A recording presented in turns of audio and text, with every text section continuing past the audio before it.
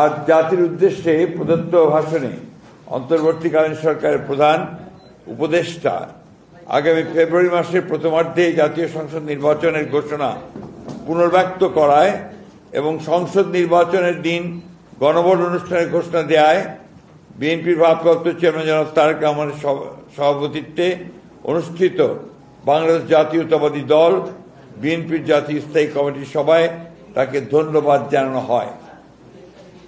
একই সাথে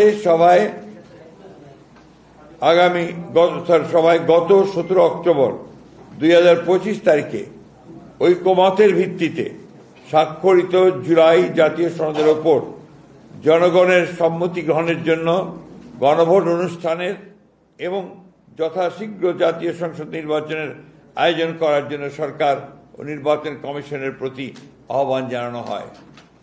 আপনারা পেয়েছেন তো গঠিত। আমি কি রিপিট করবো আবার? ধন্যবাদ।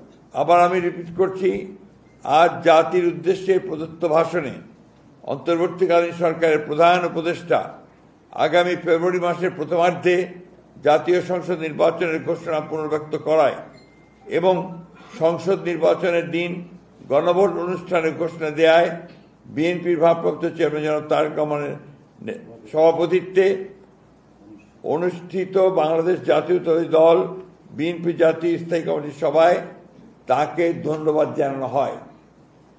একই সাথে সভায় গত 17 অক্টোবর 2025 তারিখে ঐকমত্যের ভিত্তিতে স্বাক্ষরিত জুলাই জাতীয় সনদের উপর জনগণের সম্মতি গ্রহণের জন্য গণভোট অনুষ্ঠানের এবং যথাশীঘ্র জাতীয় সংসদ নির্বাচনের আয়োজন করার জন্য সরকার ও নির্বাচন কমিশনের প্রতি আহ্বান জানানো হয়।